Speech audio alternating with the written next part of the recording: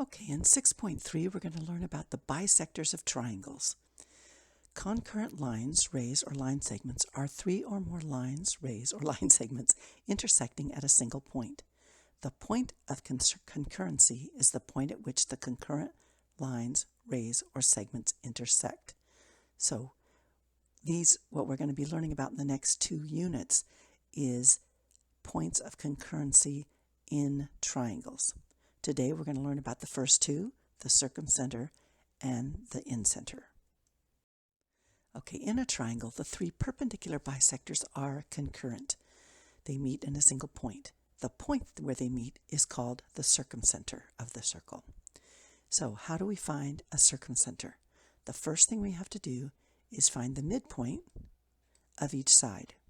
Okay, we learned about midpoints of sides with the midsegment, so we're going to do that again. Now, how do you construct a midpoint or a midpoint of a side? So you've got your triangle, and you would take this as the endpoints of your compass. Okay, you're going to take your compass and open it really wide, and you're going to make a mark like this and a mark down here. Then you're going to go over here with your compass. You're going to move your compass. You're going to make a mark like this and a mark like this. Then you connect, and that will cut them in half. So you have to do that with each side, but that's how you would construct it if you didn't already know. Okay, so once you've made the perpendicular bisectors, and that is these blue lines here, then you would extend them to where they can, just extend them, and where they meet is the circumcenter. Now, what does the circumcenter give you? What piece of information? The circumcenter is the same distance from each of the vertices, from each of the vertices of your triangle. Okay, so the circumcenter is equidistant from the vertices of the triangle. So how would we use that? Okay, so we have 3 snack carts, A, B, and C, and they sell frozen yogurt outside a city. Each of the carts is the same distance from the frozen yogurt distributor. So they want you to find the location of the distributor. The key is saying that they are the same, each of the 3 carts, the points are the same distance.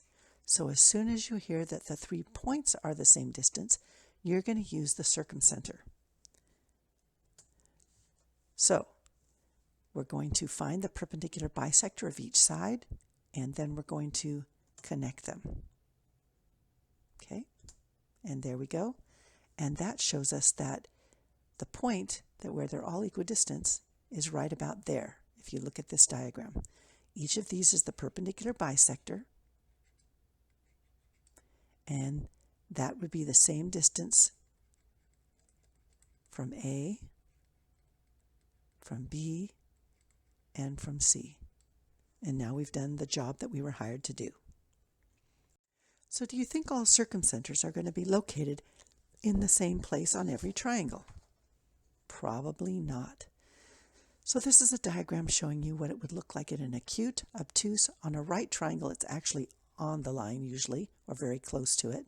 And an equilateral, it looks like it's right in the middle. And notice with an obtuse, it's actually outside the circle or the triangle, which is kind of interesting. Okay.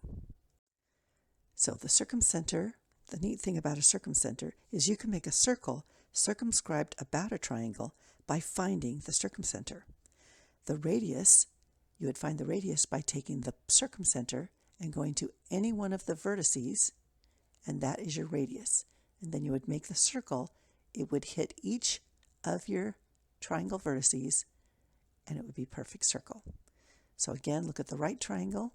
The vertice would be to any side. Notice it's perfect here. Okay, and then it would be the same distance here. So that's a cool thing you can do with circumcenters as well. The angle bisectors of a triangle are also concurrent. The point of the concurrency is called the incenter of the triangle. For any triangle, the incenter always lies inside the triangle. So to find the incenter of a triangle, you have to find the bisector of each angle. So we're going to take an angle, we're going to use our compass again, okay, and we're going to draw an arc, okay. From those 2 points that we got when it crossed the arc, where the arc crosses the sides of the triangle, we're going to go up, use our compass again, going to stretch it out, going to make an arc, use that same exact measurement, make another arc, and then that would give us the bisector. So this would be equal to this. Okay, so that's how you find the bisector of a triangle. So we do that with each of these. We know that each of these is equal to the other one. Okay, they're not equal to the other angles, but they're equal to each other. So each bisected angle becomes 2 equal angles. So once we connect those, that is our incenter. And the piece of information that the incenter gives us is that it is the same distance from each of the sides. So if you think about it, the incenter is kind of the backwards, it's the reverse of the circumcenter. Okay, but the same distance is now the distance from the sides. So think about that for a sec. Okay, so using the incenter of a triangle. So in the figure shown, so first thing you want to do is look at the figure. And what are you going to notice? I notice that each of these angles have been cut into 2, which means that these lines here, the red lines, are bisectors of the angles. So you have to be able to notice these kind of things. So this must be the incenter. Well, I know that with an incenter, the distance from the incenter to each side is the same. So they're telling me that ND is 5x minus 1 and NE is 2x plus 11. They want me to find the third one. Well, I've already figured out that they're the same, so the first thing I'm going to do is solve for x. So I solve for x by setting ND equal to NE, and then I plug that in and I get 19. So each of these sides is 19. Now they're asking, can NG be equal to 18? And that's this line here, okay? Right there. That's that line there. Well, think about that. Can NG be equal to 19? Think about your answer. And the answer is no, because we know that NF is the shortest distance because it's the perpendicular segment. So therefore, it's the shortest, and that means NG cannot be 18, can't be less than that. So therefore, it can't be equal to 18.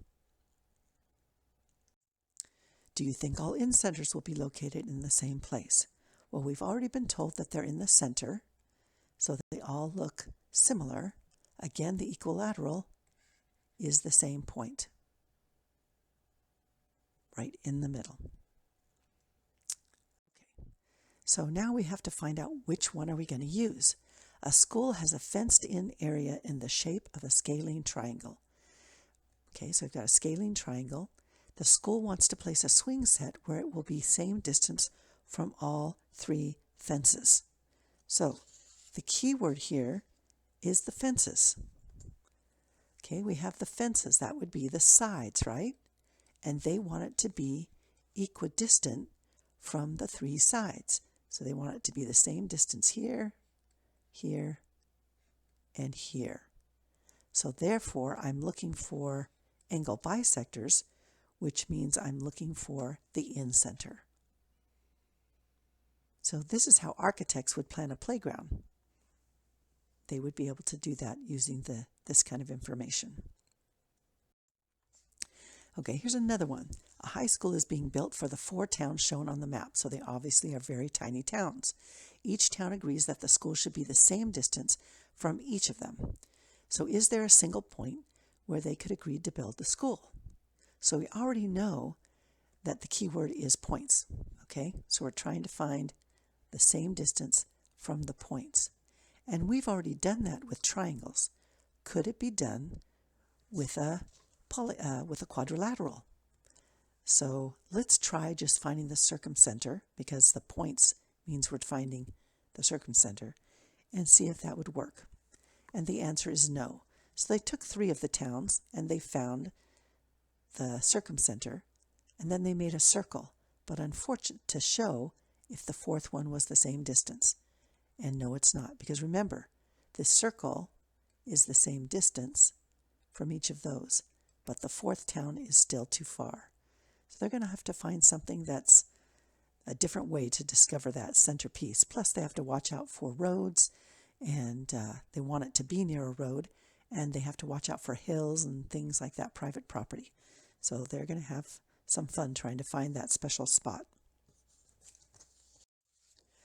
Okay, I just want to let you know that there's a worksheet on the Google Classroom for you, and it describes each of these and has a picture for you.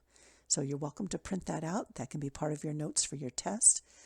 If I do give you any problems on the circumcenter or incenter, it will be mostly fill in the blank or which one would you use. You will not have to find any or anything like that. Okay? But this will be your little help sheet. And then that gets you ready for the exit ticket, which you're just going to be using each of these. These are properties that we've talked about. And over here, it's angles. It's not really stuff that we've gone over in 6.3, but it's a good time to review them. Use these numbers for the second question rather than these numbers, so that we can have them all be separate on the Edpuzzle. Okay.